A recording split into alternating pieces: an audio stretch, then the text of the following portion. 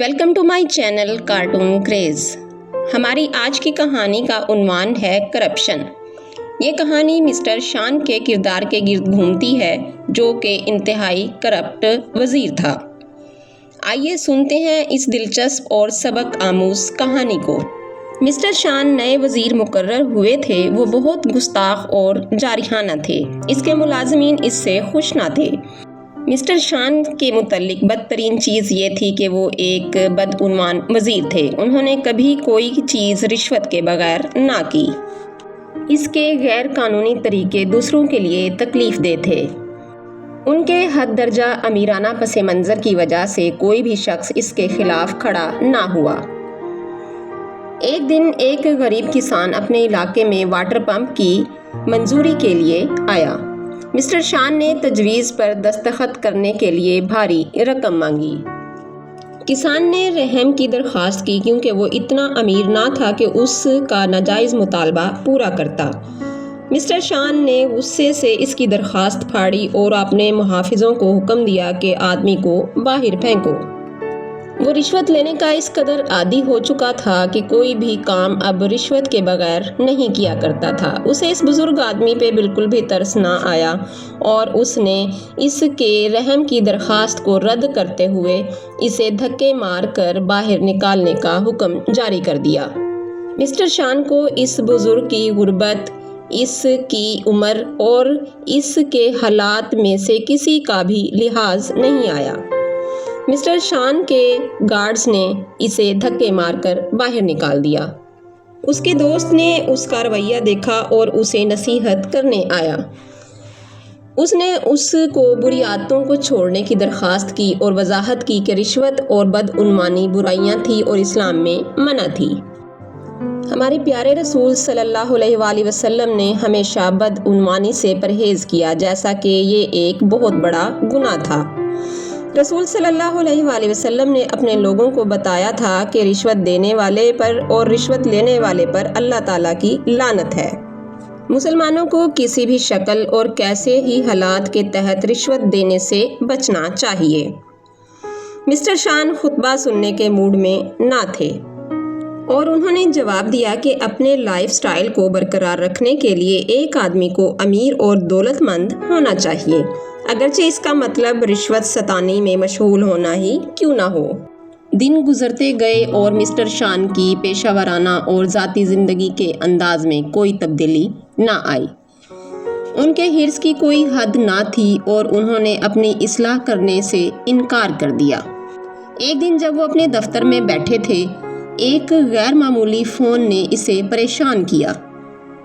ان کا اکلوتا بیٹا حادثے کا شکار ہو گیا تھا اور ہسپتال میں داخل کروا دیا گیا تھا۔ اس نے ہر چیز چھوڑی اور ہسپتال کی طرف دوڑ لگا دی۔ وہاں انہوں نے غریب کارکنوں، مزدوروں اور ان کے خاندانوں کا ایک بڑا ہجوم دیکھا۔ خواتین اور بچوں کی بلند چیخوں نے ہسپتال میں تباہ کن شور مچایا ہوا تھا۔ شہر کا مرکزی پل نیچے گر گیا تھا۔ یہ وہی پل تھا جس کی انہوں نے ناقص میٹیریل کے ساتھ بنانے کی منظوری دی تھی۔ ان کا بیٹا بھی پل گرنے سے متاثرہ اشخاص میں سے ایک تھا۔ پل پار کرتے ہوئے وہ حادثے کا شکار ہوا اور ملبے تلے دب گیا حتیٰ کہ وہ جان بچانے والوں کو ملا۔ وہ ایک دوست کی دعوت میں شامل ہونے کے لیے گاڑی چلا رہا تھا۔ لوگ مسٹر شان کو کوس رہے تھے مگر وہ سن نہیں رہے تھے۔ ان کی توجہ کا مرکز ان کا بیٹا تھا جو اپنی زندگی کے لیے جدوجہد کر رہا تھا۔ ڈاکٹر اس کے شدید زخموں کی وجہ سے پر امید نہ تھے۔ مسٹر شان نے اللہ تعالیٰ سے معافی مانگی اور اپنے اعمال پر پچھتائے۔ اچانک اس نے آپریشن تھیٹر سے ایک ڈاکٹر کو آتے دیکھا۔ ڈاکٹر کی صورت نے مسٹر شان کو جھٹکا دیا۔ یہ وہی شخص تھا جس کے جعلی میڈیکل سرٹیفکیٹ اس کے دستخط سے جاری ہوئے تھے اور آج وہ جعلی ڈاکٹر ان کے بیٹے کے آپریشن کے لیے منتخب کیا گیا تھا۔ مسٹر شان یہ توقع نہیں کر رہے تھے۔ ان کے غلط اعمال اور غلط حرکتیں ان کے عین سامنے تھی اور اس کے پاس کہنے کو کچھ نہ تھا۔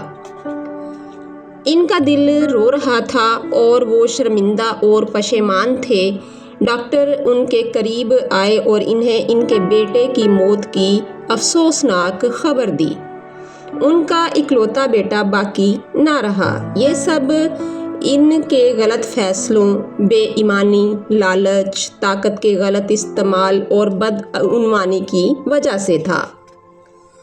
کوئی اور نہیں، وہ خود ذمہ دار تھا۔ انہوں نے اپنی زندگی اپنے خاندان اور اپنے بیٹے کے بہتر مستقبل کے لیے پیسہ کماتے ہوئے گزاری، مگر اللہ تعالیٰ کے منصوبے کچھ اور تھے۔ مسٹر شان نے اپنی زندگی کی سب سے قیمتی چیز کھو دی۔ بدعنوانی قوم کو زوال کی طرف لے جاتی ہے۔ یہ معاشرے کو تباہ کر سکتی ہے۔ ہمیں ضرور اپنے اعمال میں ایماندار ہونا چاہیے اور ہمیشہ وفاداری اور ذمہ داری دکھانی چاہیے۔ تو پیارے بچوں، اگر آپ کو یہ کہانی پسند آئی ہو تو میرے چینل کارٹون کریز کو سبسکرائب کریں اور لائک کریں۔ دوبارہ ملیں گے اسی طرح کی ایک نئی اور اخلاقی کہانی کے ساتھ۔ تب تک کے لیے مجھے دیجیے اجازت۔ اللہ حافظ۔